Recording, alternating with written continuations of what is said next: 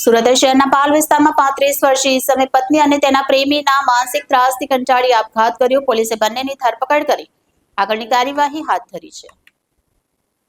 પાલ વિસ્તારમાં 35 વર્ષીય દીક્ષિત ચૌહાણે પત્ની દિવ્યા અને તેના પ્રેમી કેવિનના ત્રાસથી કંટાળી આપઘાત કરી લીધો હતો. મૃતકની બહેનની ફરિયાદના આધારે પોલીસે દિવ્યા અને કેવિનની ધરપકડ કરી છે. પોલીસ તપાસમાં બહાર આવ્યું છે કે દીક્ષિત પર પત્ની અને તેના પ્રેમી તરફથી સતત માનસિક દબાણ કરવામાં આવી રહ્યું હતું, જેના કારણે તેણે આત્મહત્યા કરવાનું પગલું ભર્યું. બંને આરોપીઓના અગાઉના ગુનાહિત રેકોર્ડમાં જ પોલીસે વધુ તપાસ શરૂ કરી છે. ગુનો દાખલ થયો છે. શું આખી વિગત? તારીખ 21/6/2025ના રોજ પાલ સુડાવાસ ખાતે રહેતા દીક્ષિતભાઈ નાઓએ આત્મહત્યા કરેલ છે, જે બાબતનો પોલીસ સ્ટેશનમાં જાણ થતાં ત્વરિત પાલ પોલીસ સ્ટેશનના અધિકારી કર્મચારી પહોંચી ગયા. ત્યાં ગળે ફાંસો ખાઈ ગયેલ હાલતમાં દીક્ષિતભાઈની ડેડ બોડી મળી આવે, જે અંગે અકસ્માત મોતનો ગુનો દાખલ કરવામાં આવેલ.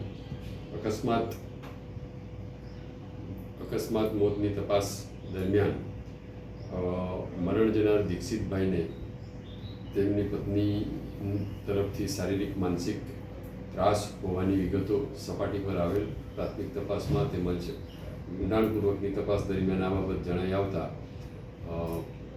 મરણ જનાર દીક્ષિતભાઈની પત્નીને કેવિન પટેલ નામ સાથે અનૈતિક સંબંધ હોવાના પણ જણાઈ આવેલ અને તેઓ તરફથી દીક્ષિતભાઈને શારીરિક માનસિક ત્રાસ આપવામાં આવતો હતો. દીક્ષિતભાઈના મધરને પણ આરોપીઓ તરફથી શારીરિક ને માનસિક ત્રાસ આપવામાં આવતો હતો.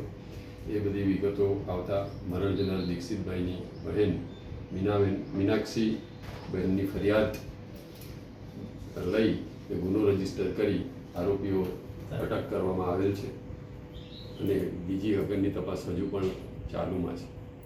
સાહેબ, કહે કે દીક્ષિતભાઈને એ દિવસ રાતે મારવા પણ આવ્યું હતું. શું વાત લઈને ઝઘડા થઈ ગઈ?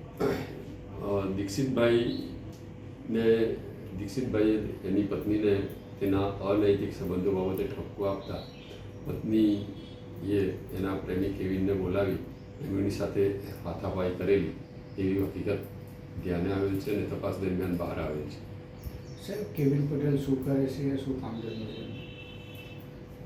કેવિન પટેલ પણ મજૂરી કામ અને છૂટક રોજગારીનું કામકાજ કરે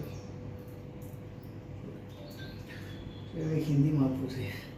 કેવિન પટેલની વિગત નથી, એટલે એ તો મેં જવાબ